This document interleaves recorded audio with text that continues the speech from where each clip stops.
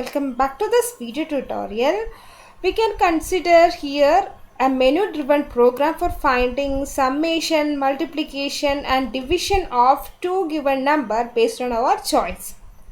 Here we can combine the concept of function along with this menu driven program, right? So here we have three different function, one is sum, another mul and third one is div. Three with two integer arguments and the return type are void.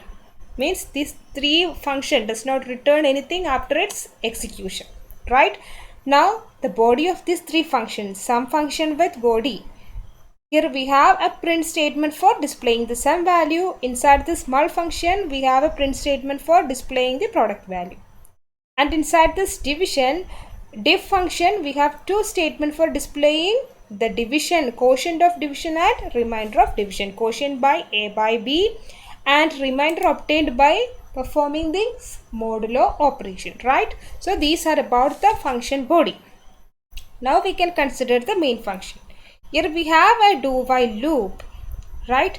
Inside this we can read two numbers and based on the choice given we have three different choices. One indicates summation, two indicate multiplication and three indicate this division. Okay, so based on this the choice given, the choice is passed to this switch, right? And if this choice passed here, if it is matched with any of this case label, then it execute the case body correspondingly, and after executing this body it transfer control directly from that location to outside of this switch.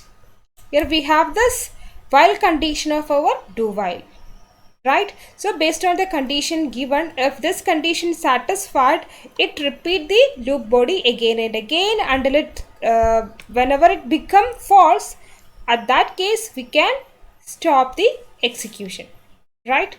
So this is the case, and in each case body, in the first case body, here we have the function calling of sum with two numbers that are input from the keyboard. Second case body for multiplication. Okay, if the case label matches with the second case label, if the switch case matches with this case label, then it execute this mul function, and that means here it execute the mul function calling.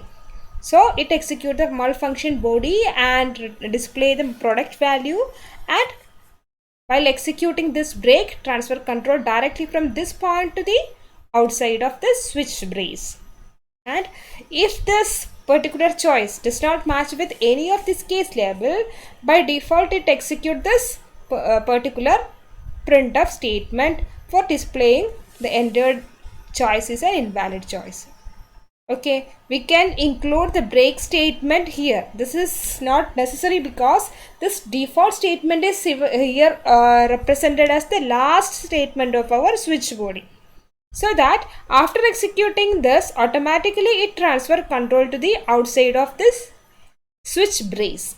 Okay, we can include the break statement inside this default case. This is not necessary because this default is present as a last statement of our switch body.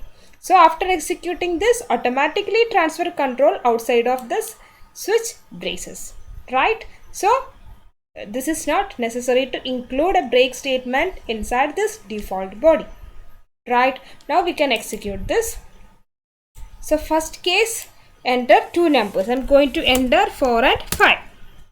Now the menus are displayed here. I'm going to enter the first choice 1, that is for summation. So the switch case, the choice matches with the case label 1, so it execute the sum body. So executing this, it display sum equal to 9. That means it execute this particular body and display the sum value, that is a plus b. 4 plus 5, 9. Okay, so again this body executed. For the next time I'm going to enter 3 and 2, and I'm going to enter the choice 2 now, right? So it display the product, that means the case label matches with this choice 2. So here it execute the case 2 body. Here it is the calling of mul function. So copy the value of a and b with this a and b parameter, formal parameter, and display the product value. After that, transfer control back to this. Here it is the break statement. So while executing this break, transfer control to the outside of this switch brace. So comes here and check the condition. If the check condition is valid, then again go for executing the do while body. So here it again display the case, enter the two numbers. I am going to enter 4 and 2, right? And I am going to enter the choice as 3 now.